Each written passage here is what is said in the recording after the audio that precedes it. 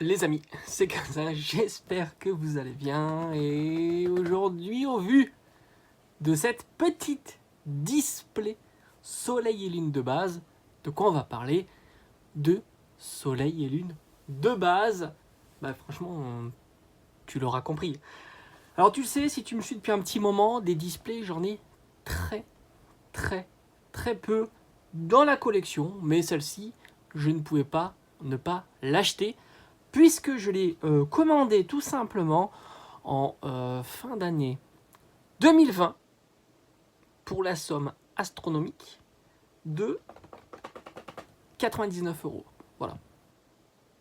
Donc je me suis dit franchement, une petite display Soleil et Lune de base pour 99 euros, bah, je trouve que c'était plutôt intéressant, sans compter que bon bah voilà, c'était pour la collection en scellé. J'ai très peu de displays, tu le sais, j'ai une reine de glace et une flamme obsidienne. Parce que tout simplement, bah, c'est un budget assez conséquent en règle générale. Tu les achètes plutôt aux alentours de 170 euros, même si en ce moment tu peux trouver des displays EV1, EV2, EV3, peut-être même EV4 aux alentours de 140 euros, même peut-être un petit peu moins. Il faudra aller évidemment sur différents sites de revente ou des groupes, hein, etc.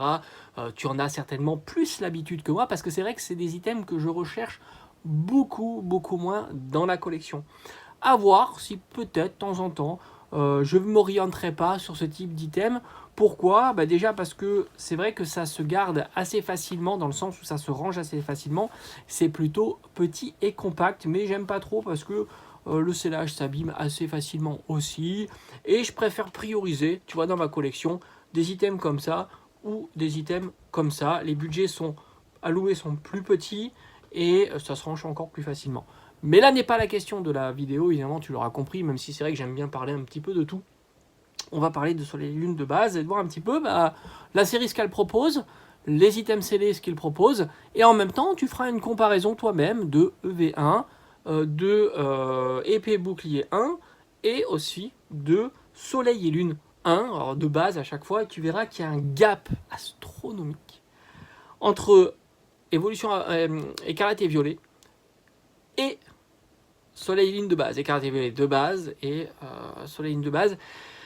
Et malgré tout, tu t'aperçois que c'est vrai que Écarlate et Violet de base est vraiment malmené, alors que la série est vraiment très jolie quand tu vois les cartes.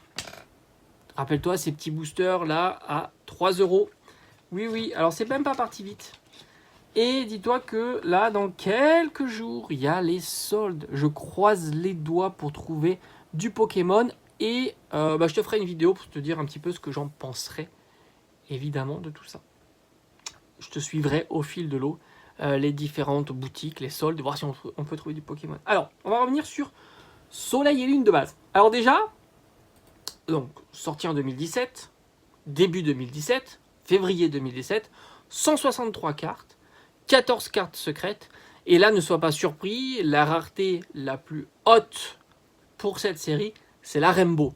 Bah, c'était la première fois qu'on voyait le format de type Rainbow.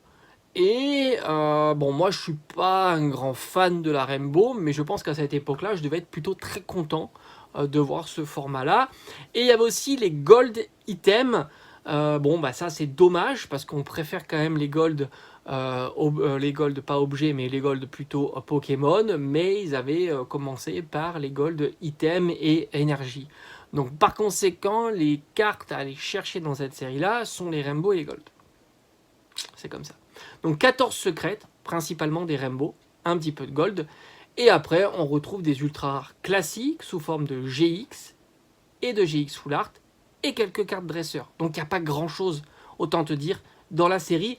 Et il y a relativement peu d'ultra rares, tout simplement. Et on va voir donc maintenant du côté du scellé. Alors il y a un scellé dont je ne parle plutôt que très rarement. C'est tout simplement les ETB. Bon, c'est des items très rares, hein, tu l'auras compris. Et je crois que c'est leur apparition, c'est dans le bloc Soleil et Lune, hein, qu'on voit sa apparition des ETB. Il n'y en avait pas au moment de XY, il fallait plutôt aller voir des ETB américaines, je crois. tout simplement. Alors pour du soleil et lune, le booster individuel, ça nous intéresse, ça nous parle beaucoup. Le booster individuel reste bon marché sur cette série-là. Alors on verra deux types de boosters. Un booster non scellé, comme celui-ci. Donc juste le booster, alors quand je dis non scellé, il n'y a pas le blister autour, donc un booster loose. Et après on verra évidemment le booster sous blister. Alors un booster loose comme celui-ci, mais qui n'est pas comme celui-ci, tu l'auras compris, là on est sur du origine antique, hein, évidemment. Alors un booster loose, faut compter, on va dire grosso modo 8-10 euros, mais attention, je le dis à chaque fois quand on parle de booster loose, il y a des problématiques. Un, le pesage. Bon, j'ai envie de te dire, dans cette série-là, si t'as pas un booster lourd, faut mieux le fuir à tous les coups. Et tu as aussi le problème de décoller, coller. Hein, tu sais, hein, tu t'assures que le booster, eh bien, voilà, il n'a pas été. Et encore, même si ça c'est décollé, ça ne veut pas dire qu'il a été ouvert. Hein. Aussi c'est un bon réflexe de regarder. Là, tu es sûr qu'il n'a pas été ouvert puisque c'est encore scellé là. Mais si la languette est décollée, ça ne veut pas dire qu'il a été ouvert non plus. Hein. Attention, il ne faut pas non plus tout mélanger. Mais c'est vrai qu'en règle générale, si je ne sais pas d'où proviennent ces boosters, loose, j'irai pas trop, quoi. Je préférerais rajouter les, on va dire, 5 ou 10 euros supplémentaires pour avoir un booster parfaitement scellé. Parce que grosso modo, c'est 15-20 euros un booster parfaitement scellé de soleil et lune de base. Donc il reste, si on les compare dans les boosters scellés, blistés, par rapport au prix, hein, je ne parle pas de savoir si ça progressera, si c'est etc. Je dis juste que c'est pas trop cher. Des boosters parfaitement scellés comme ça à 10-15 euros, ça reste un prix encore abordable. On a vu des soleils et lunes fin de série qui sont bien plus chers. Et je me dis, me faire un petit art set, ça pourrait être une bonne idée, pourquoi pas, dans ma collection. Moi, je suis un fan de ces boosters. Tu sais, j'avais transformé petit à petit. Avant, je collectionnais beaucoup les coffrets, à cette période-là d'ailleurs. Et je vais transformer petit à petit ma collection de scellés coffrets. Alors, je vais tout simplement, je vais pas les vendre à mes coffrets, mais plutôt les ouvrir et vous en proposer des ouvertures. Et je ferai bien un peu plus de collection de scellés. En épée et bouclier, je suis plutôt bien. Écarlate et violet, je suis plutôt très très bien. Mais soleil et lune, je suis pas bien du tout. Et la display qui est ici. Alors une display, à ma grande surprise, bon, je le savais déjà, hein, mais quand on voit le prix d'une display, il faut compter à peu près 400 euros pour une display de soleil et lune de base. Alors c'est vrai que c'est cohérent par rapport au prix du booster à l'unité. C'est cohérent, évidemment, puisqu'on a vu 8-10 euros. Mais en même temps, c'est vrai que c'est fou parce que la display C36 booster, ça reste quand même, je trouve, cher par rapport à ce qu'il y a à l'intérieur dans la série. J'ai envie de te dire, ouvrir une display, c'est vraiment pas intéressant. Faire une ouverture de display sur soleil et lune de base, c'est vraiment pas intéressant, surtout si tu l'achètes au prix de 400 euros. Après, évidemment, on est sur la série de base, donc c'est un petit peu plus emblématique qu'une série random, et on est sur un item scellé qui est pas si commun que ça. Il faut le dire qu'on est sur une période où les items étaient moins stockés. D'ailleurs, celle-ci, moi, je l'ai eu en déstockage. C'est pour te dire que ça se vendait plus. Hein. Et j'aurais pu en commander des tonnes. Mais vraiment des tonnes sans aucune difficulté. C'était une période assez sympathique, 2020, où au final, tu avais énormément d'items en déstockage.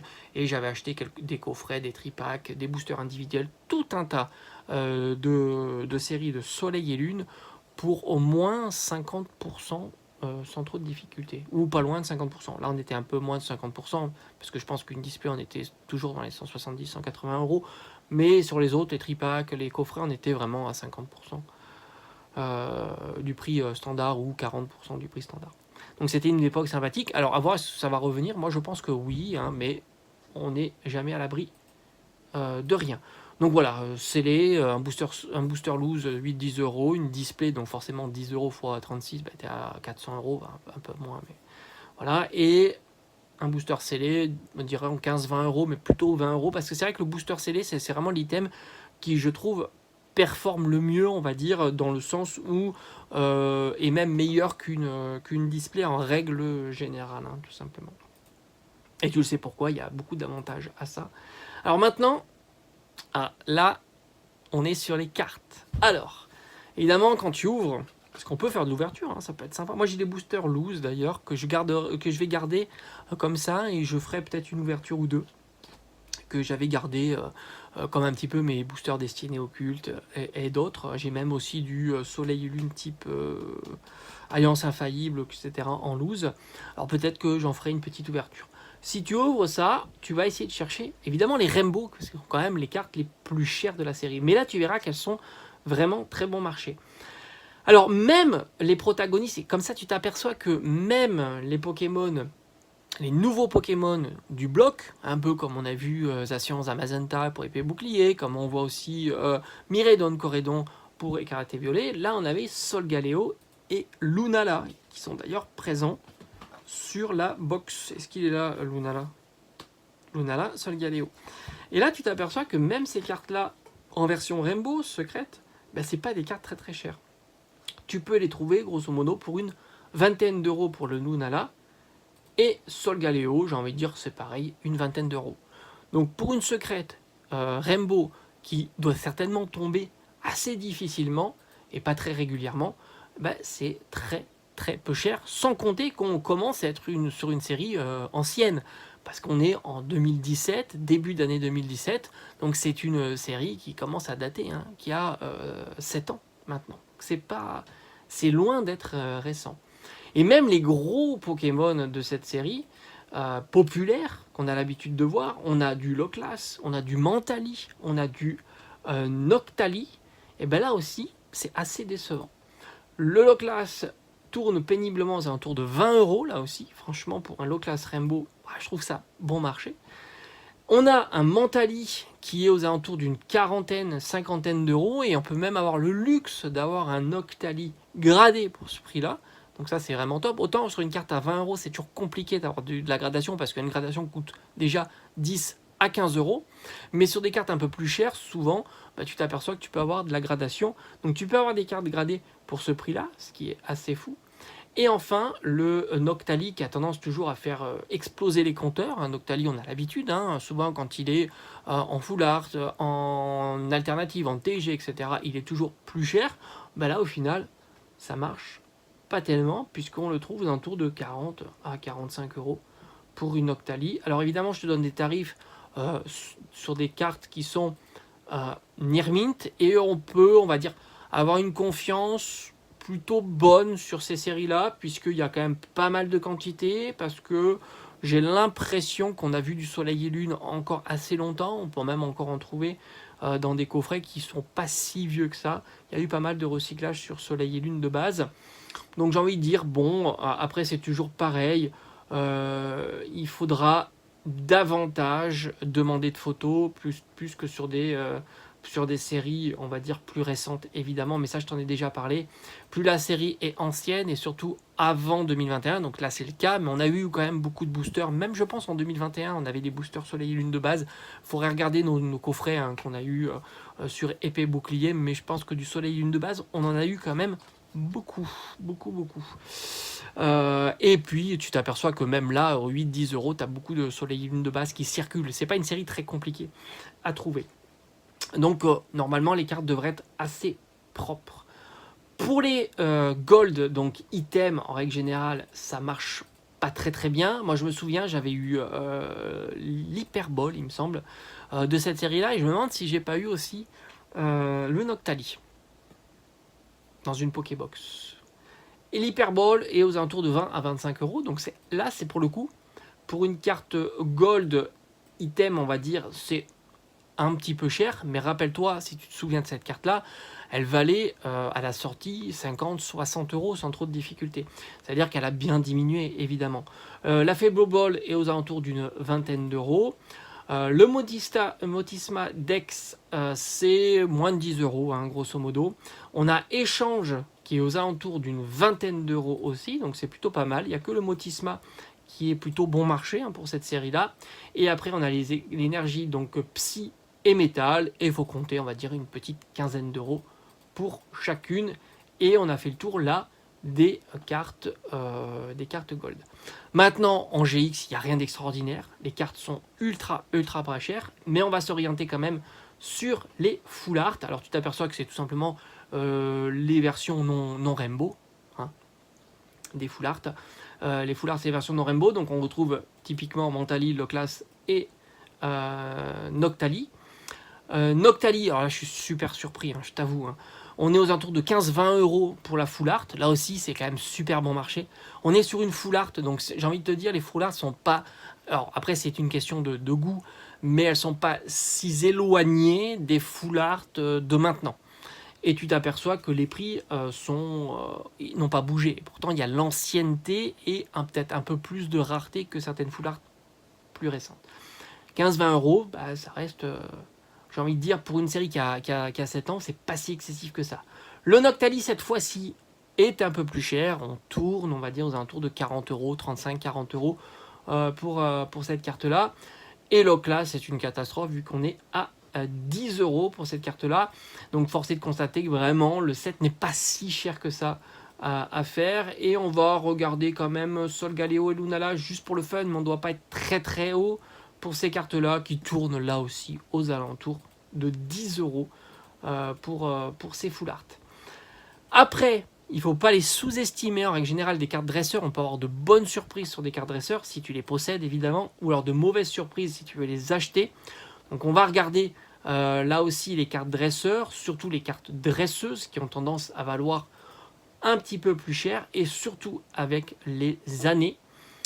Donc on a, j'ai l'impression qu'il y a une carte dresseur qui se détache du lot, c'est Lily, qui est très bien réalisée, qui tourne aux alentours d'une quarantaine d'euros pour cette carte-là.